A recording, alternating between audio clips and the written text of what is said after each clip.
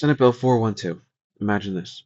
Imagine a high school librarian keeps a coming of age novel on the shelf, or a health teacher uses medically accurate materials to explain puberty. One parent complains, suddenly those educators no longer have a clear legal defense if someone says the material is harmful. What the bill says it does? Senate Bill 412 says it's meant to protect children by tightening the rules around showing or distributing obscene or harmful materials to minors. What it actually does? This means teachers, librarians, and health professionals lose their legal defense for using material for educational or medical reasons, while judges and law enforcement keeps theirs.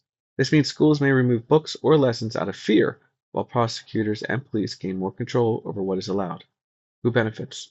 Law enforcement agencies that retain legal protections, advocacy groups pushing for stricter limits on school and library materials, politicians who want to appear tough on obscenity without working through local school boards. Who pays the price?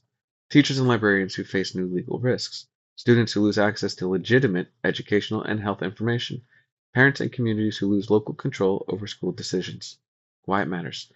When educators are afraid of prosecution, the safest option is to remove content.